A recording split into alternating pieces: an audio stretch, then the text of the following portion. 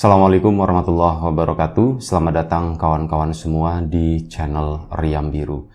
Terima kasih banyak untuk kawan-kawan yang sudah berkenan hadir di channel ini. Dan lagi-lagi video kali ini kita coba sesuatu yang berbeda gitu ya. Kalau biasanya saya nggak ngadep kamera, mohon izin untuk kali ini saya coba ngomong sambil ngadep kamera. Ngadep ke kawan-kawan semua. Dan ya seperti biasa, seperti cerita-cerita sebelumnya, masih di horor tentu saja. Kali ini ada satu cerita datang dari Mbak Lastri di Banyumas.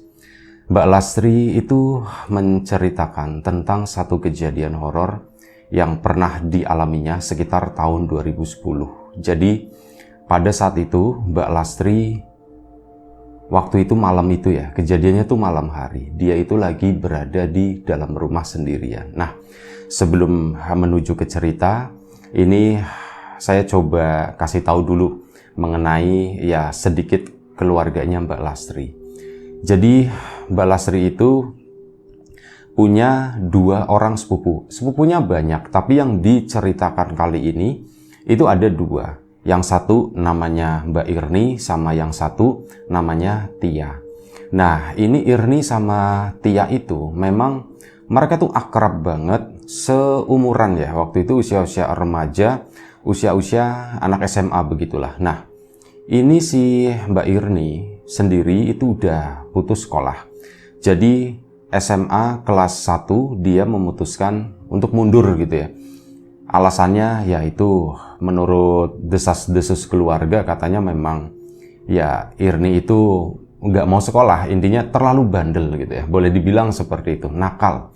Dan si Mbak Tia pun mengikuti jejaknya Mbak Irni tadi. Jadi dua-duanya itu memang putus sekolah dan ya seperti itu, makin susah diatur dan sebagainya, mungkin salah pergaulan kali ya. Nah, ini si Mbak Lastri sendiri itu diwanti-wanti sama orang tua. Ya, kamu sama Irni sama Tia itu kan memang bersaudara, tapi kalau bisa jangan terlalu deket. Soalnya apa? Takut nanti ikut ke bawah. Ada pengaruh buruk yang nyetrum gitu ke Mbak Lastri. Ya, Mbak Lastri nurut-nurut aja gitu ya. Dia tetap fokus sekolah, waktu itu udah masuk ke kelas 2 SMA. Nah, ini kita mulai memasuki jalan cerita. Jadi pada saat itu si Mbak Lastri sendiri di rumah kebetulan itu lagi sendiri. Mbak Lastri itu punya adik laki-laki gitu ya. Dan sebenarnya adik laki-lakinya ini jaraknya lumayan cukup jauh karena nggak direncanakan katanya begitu. Dan ya sudah, ini si adik laki-lakinya itu lagi main ke rumah saudara atau rumah tetangga kayak itu, pokoknya ya namanya juga anak cowok gitu ya. Nah, ini sekitar jam 8 malam Mbak Lastri kondisinya di rumah itu lagi sendiri. Bapak sama ibu lagi acara kondangan di kampung sebelah di sana. Dan ya kalau pesan dari bapak sama ibu mungkin pulang-pulang ya paling sekitar jam 9. Biasanya memang segitu. Nggak terlalu malam banget lah untuk acara kondangan kayak gitu doang. Nah, ini Mbak Lastri di rumah sendirian itu kan. Dia itu sebenarnya dari awal itu udah merasakan ada sesuatu yang nggak biasanya. Pertama, Mbak Lastri itu kakinya itu kejedot gitu ya. Jadi kesandung. Kakinya itu di ujung jari kelingking ya, yang paling kecil. Itu kesandung pojokan pintu. Itu sakitnya bukan main kata dia. Sakit banget. Itu sampai aduh begitu ya, kesakitan. Dia duduk di lantai. Dan setelah duduk di lantai, dia itu nyender ada kayak lemari. Itu dipakai buat senderan Mbak Lastri. Dia begitu nyender begini. Nah, di atas itu ada satu box. Nggak tahu box apa. Box dari dus kecil begitu kan. Begitu nyender itu kan lemari goyang. Ini si dus itu jatuh ketepluk, nimpa kepalanya si Mbak Lastri. Ya memang nggak berdarah, tapi kayaknya kenanya itu di bagian ujung yang lancip itu, jutuk, itu juga sakit. Kaki belum selesai, ditambah lagi dengan kepala gitu yang kejatuhan box itu tadi. Itu sakit banget kan. Dan Mbak Lasri itu sempat ngecek begini, aduh ini aku berdarah atau enggak ya, aku berdarah atau enggak. Akhirnya sudah, dia pun nenangin diri, kaki udah agak lumayan cukup mendingan, dan kepala juga udah enggak terlalu sakit ya. Dia pun pindah, udah aku enggak mau di sini. Bangunlah dia dan waktu itu mau menuju ke kamar mandi. Begitu menuju ke kamar mandi, nyalain keran tuh, cetrek, diputer kerannya, langsung nyambung ke mesin. Nah begitu mesinnya nyala, listrik mati, gelap bukan main. Mbak Lasri kan bingung ya, namanya anak segitu, ya orang tua juga tentu saja bingung. Di dalam area kamar mandi di situ tiba-tiba gelap. Ya satu, pertama pasti takut, kedua nyari jalan gitu. Itu semuanya karena rapet kan, jadi ya ketutup semuanya. Coba nyari, oh ini pintu itu. Dia coba keluar ngecek lewat jendela itu, sudah mulai kelihatan kan jendela-jendela seperti itu di depan rumah di sana.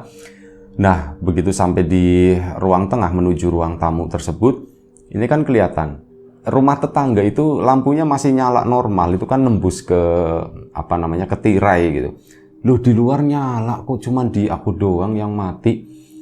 Kenapa ya? Mbak Lasri itu pernah dipesenin sama bapak sama ibu, Tri, kalau misalkan kamu lagi sendirian, terus tiba-tiba listrik mati, kamu jangan langsung keluar ya, katanya begitu. Loh, emang kenapa Pak? Ya takutnya itu sengaja ada yang matiin listriknya, kata si bapak waktu itu. Oh iya, tujuannya yang memang biar yang punya rumah keluar, nanti kan dia apa-apain, nanti si orang itu masuk ke dalam rumah, ya mereka itu niatnya itu tidak baik, kata bapak. Ya, buat waspada aja lah. Pernah dipesenin seperti itu sama bapak, itu diinget-inget banget sama Mbak Lasri. Akhirnya apa? Meskipun di dalam rumah takut, ini kan kondisinya, oh tetangga nyala, yang mati cuma di rumahku doang. Kemungkinan jetrek listrik. Kalau listrik kan tinggal digituin lagi gitu ya. Nah ini Mbak Lasri nunggu dulu gitu kan. Akhirnya apa? Korden agak sedikit dibuka, tirainya itu dipantau, kira-kira ada orang nggak ya, nengok ke arah belakang ke dalam rumah sana, gelap banget. Ya takut tentu saja, pengen cepet-cepet keluar gitu, cuman enggak lah, di luar juga nanti takutnya ada apa-apa. Tapi tak pikir-pikir, ini kan masih sore ya, baru sekitar jam 8 malam. Harusnya aku misal ya keluar rumah jam segini, aku ada apa-apa aku tinggal teriak begitu aja, bisa kan. Mbak Lasri pun akhirnya, yaudah aku keluar aja deh daripada aku di dalam takut. Dia keluar pintu lah ke sana, tapi nggak langsung jetrekin listrik. Dia keluar pintu langsung menuju ke sana, ke halaman, ke deket jalan di desa. Jadi ya buat mantau dari depan ini ada orang enggak di situ, apakah ada yang nungguin atau ada yang bagaimana gitu ya. Itu di situ berdiri di pinggir desa di sana, di pinggir jalanan gitu ya, jalanan kampung di situ. Ditungguin ada sekitar 2 menit. Nah setelah itu ada tetangga, Tri, kamu lagi ngapain gitu kan? Loh kok rumahmu gelap? Itu ada tetangga. Ini Wak, listriknya mati, katanya begitu. Oh listrik mati, ngejetrek ya katanya. Iya kayaknya ngejetrek. Emang kamu tadi ngapain? Aku cuma nyalain air, katanya begitu. Oh ya udah sebentar. Nah ini tetangganya. Akhirnya apa? Ngecek itu tadi yang di depan itu. Ini coba tak nyalain ya gitu. Mbak Lasri kan ngikut di belakang. Akhirnya dinyalain. Udah nyala normal. Nah udah nyala normal. Wah makasih ya Pak ya. Ya. Untuk sementara waktu jangan nyalain air dulu. Barangkali ada yang korslet di sana. Oh iya Wak, ya akhirnya sudah. Mbak Lasri pun si Wak tadi pergi gitu ya. Nah Mbak Lasri masuk ke dalam rumah lagi. Ya udah nggak takut lah waktu itu. Cuman ya itu tadinya mau ke kamar mandi belum selesai. Akhirnya sana lah ke toilet lebih tepatnya.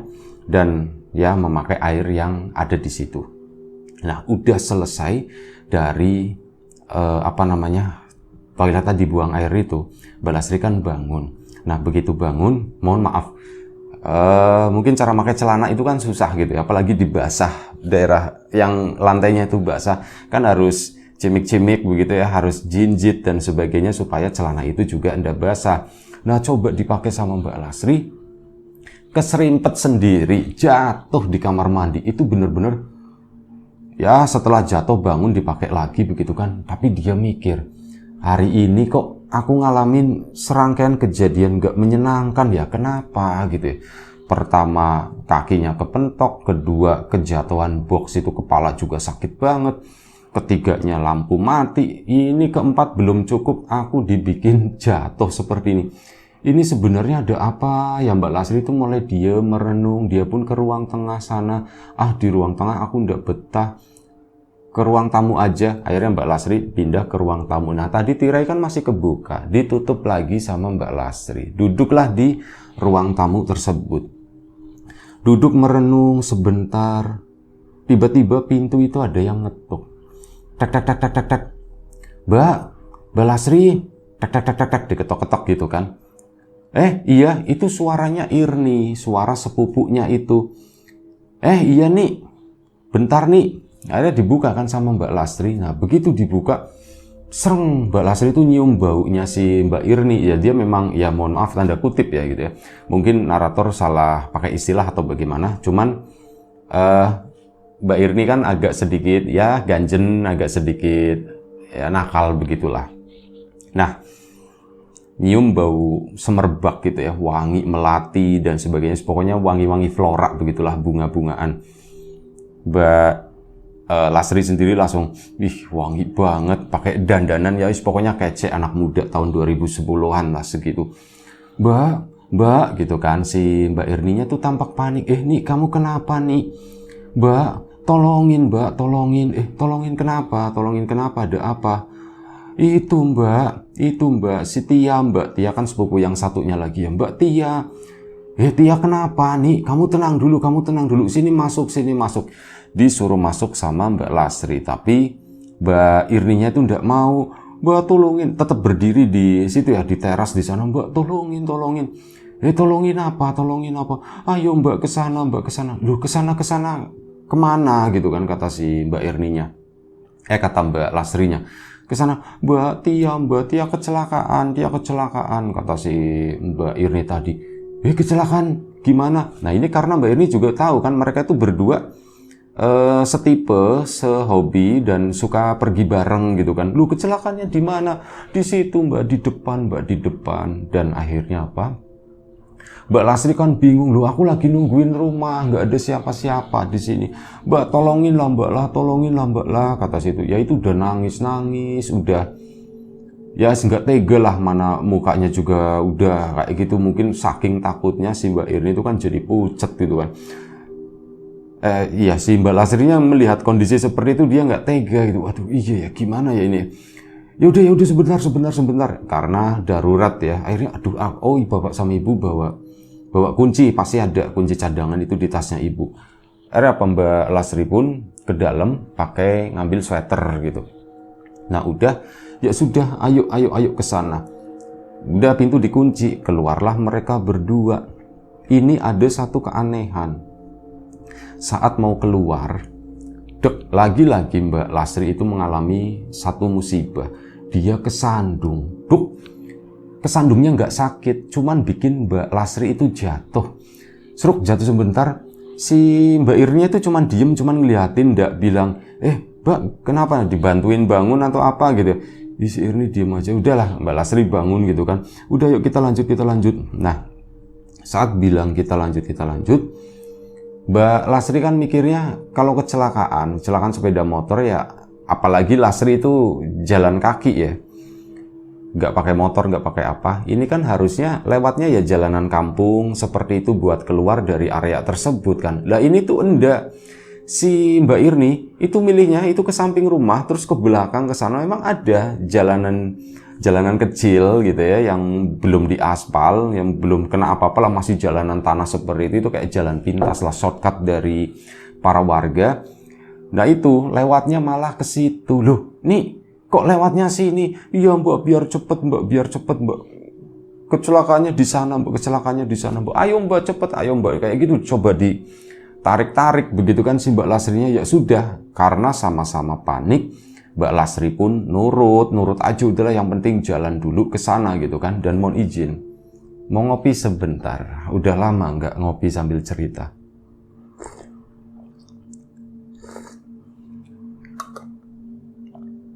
Mantap.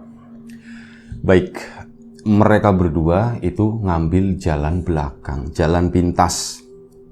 ya namanya malam hari jalan pintas itu kan penerangannya juga hampir nggak ada gitu ya, cuman manfaatin dari lorong-lorong warga atau mungkin dari belakang rumah warga seperti itu. Mbak, ayo mbak, kata si Mbak Lasrinya. Iya Tri, bentar gitu kan, kamu cepet banget larinya jangan cepet. Mbak kasihan Tia mbak. Iya aku tahu gitu kan, cuman yuk mbak yuk sebentar, sabar kata si Mbak Lasri. Akhirnya kesana terus masuk ke dalam kebun ya, lebih tepatnya itu kebun. Dibilang menembus kebun enggak, cuman itu kan di belakang rumah warga semacam itu. Jadi ya masih banyak tanaman yang enggak keurus, pohon-pohon pisang, bambu juga ada di situ, ada comberan dan sebagainya. Pokoknya khas lah di kampung di belakang rumah itu biasanya seperti itu. Enggak semuanya, tapi kebetulan di sini juga ada yang begitu ya. Nah itu nembus ke sana terus. Nah disitulah Mbak Lasri juga mengalami sesuatu yang aneh lagi. Dia itu melihat ada beberapa sosok. Pertama, ini ada kurungan ayam milik warga yang ada di situ, itu ditaruh di belakang, kurungan kosong, udah buluk juga. Nah, itu ada kurungan di sana. Di situ, di sekitaran kurungan itu ada sosok-sosok kecil. Pokoknya kecil-kecil banget, segede kucing dewasa segitu, cuman orang bentuknya. Dan ini pada ngelilingin segede kucing itu, kucing jongkok ya. Mereka tuh lagi jongkok setinggi kucing. Nah itu mereka jongkok ada 4. Kalau tidak salah kata Mbak Lasri itu ada 4. Di dalam kurungan tersebut itu ada 1. Jadi mereka tuh kayak lagi main-main, seolah-olah ada 1 yang dikurungin di situ.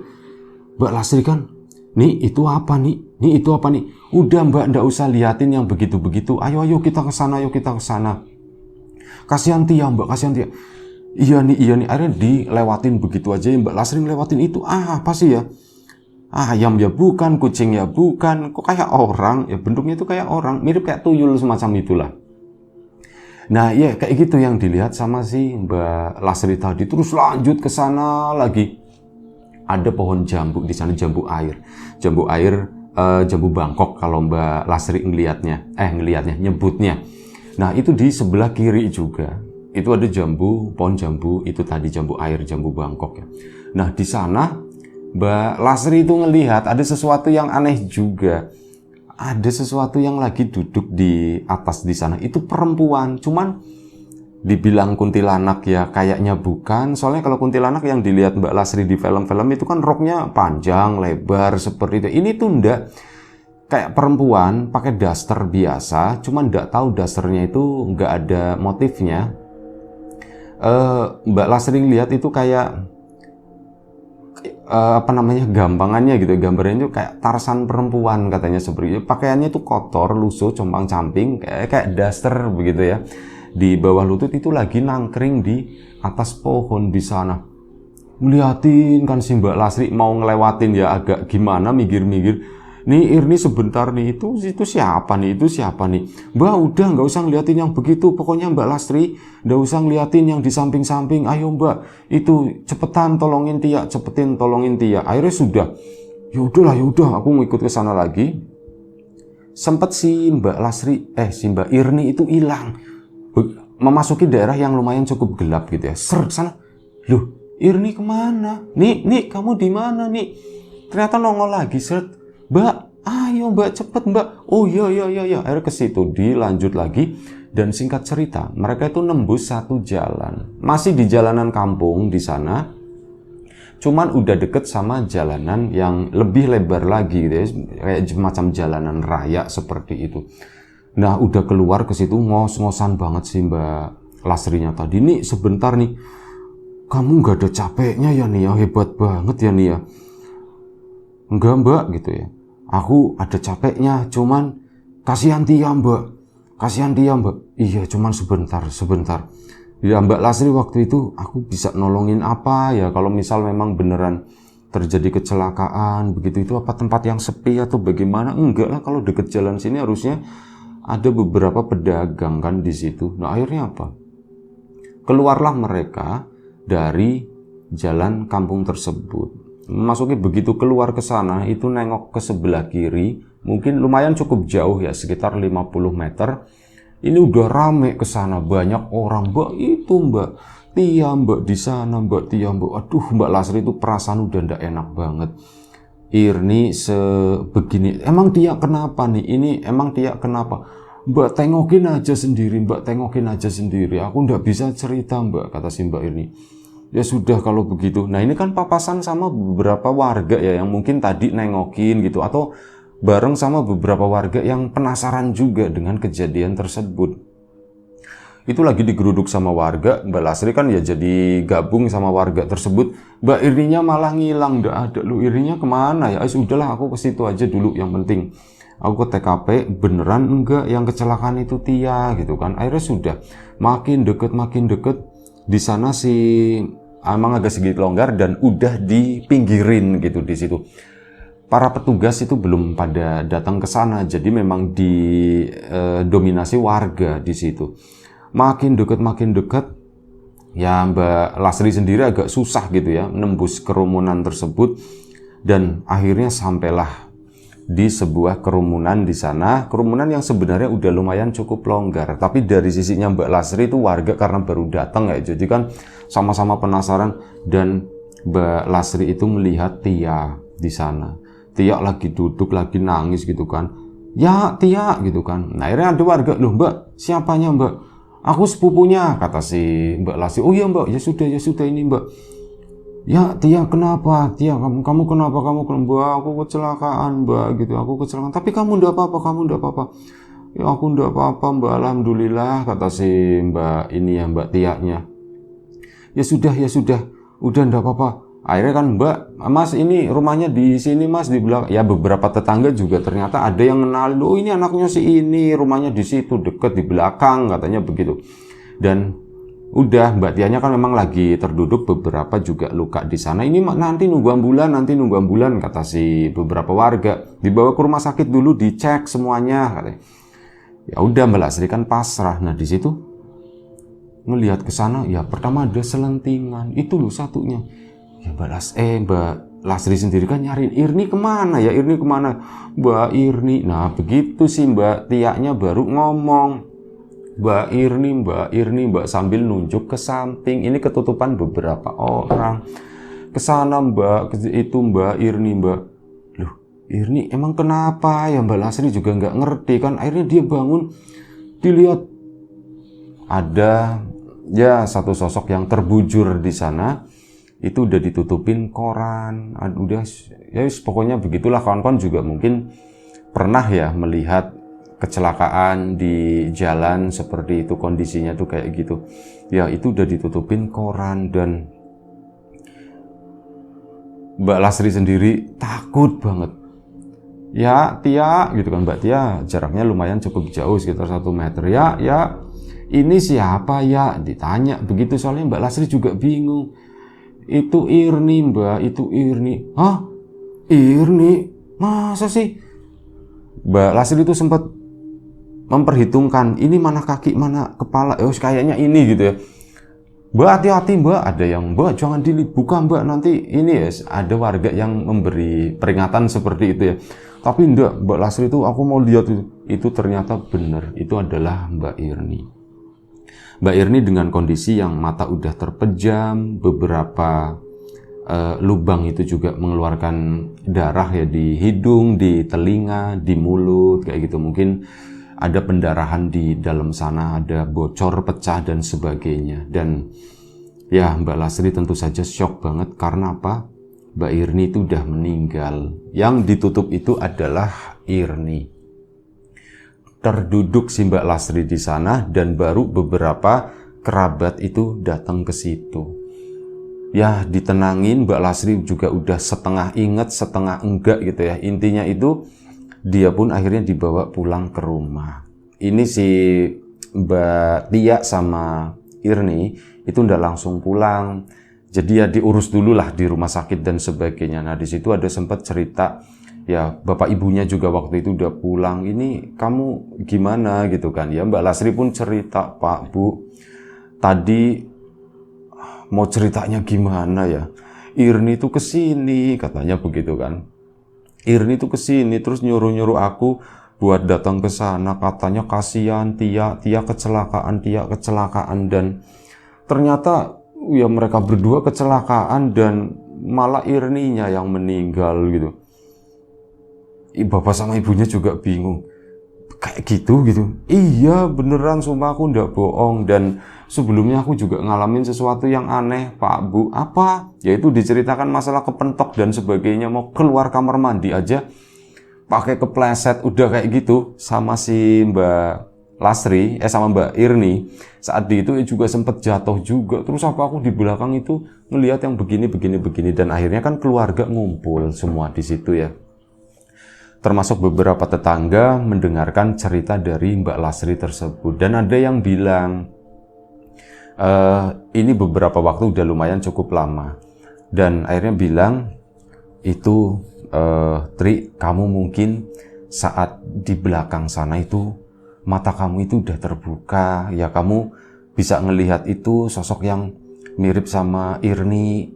Terus yang kedua, kamu akhirnya bisa ngelihat itu ya tuyul atau apa gitu ya, atau sosok ya kayak semacam kuntilanak yang ada di Jambu Bangkok di situ. Mungkin ya karena itu kali ya. Ya Mbak Lasrinya sendiri juga, ya aku nggak ngerti masalah seperti itu. Yang jelas hari itu adalah satu pengalaman yang sampai sekarang itu nggak bisa dilupakan oleh Mbak Lasri. Begitu banyak serangkaian kejadian itu seperti itu. Dan adiknya Mbak Lasri kan juga akhirnya pulang kan. Kakaknya juga pulang, pokoknya sana keluarga itu berkumpul semuanya. Dan Mbak Irni sendiri itu jenazahnya itu dipulangkan itu sekitar jam 12 atau jam 1 pagi. Dan ya keluarga itu semuanya pada begadang, pada nungguin itu tadi Mbak Irni. Dan begitu udah sampai di sana, udah tuh Mbak Lasri udah nggak ngelihat apa-apa lagi, cuman dia itu masih syok dengan kejadian tersebut. Acara pemakaman pun dilakukan keesokan harinya. Dan begitu lagi acara pemakaman selesai nih, Mbak Lasri kan pulang, tapi nggak langsung pulang ke rumahnya Mbak Irni yang memang nggak jauh dari situ, masih satu kampung.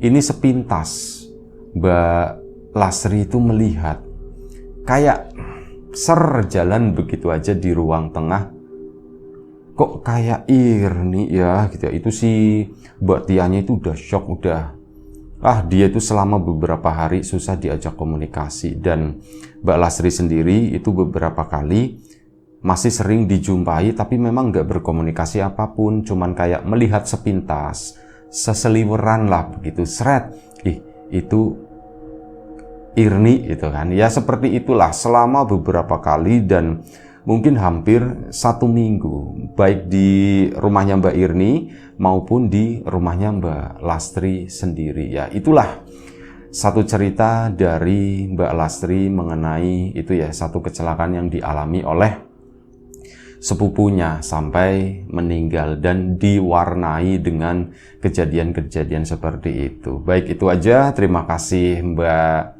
Lasri atas ceritanya di Banyumas sana. Kawan-kawan di rumah juga terima kasih banyak atas support dan dukungannya apapun itu. Kawan-kawan subscriber, kawan-kawan membership, kawan-kawan yang udah kasih support dalam bentuk super thanks ke Riam Biru, terima kasih banyak. Kawan-kawan yang udah ngasih like, udah nge-share ke yang lainnya, kawan-kawan yang udah ninggalin komentar juga terima kasih banyak. Kawan-kawan yang sudah memesan bawang gorengnya Wiji tentu saja terima kasih banyak.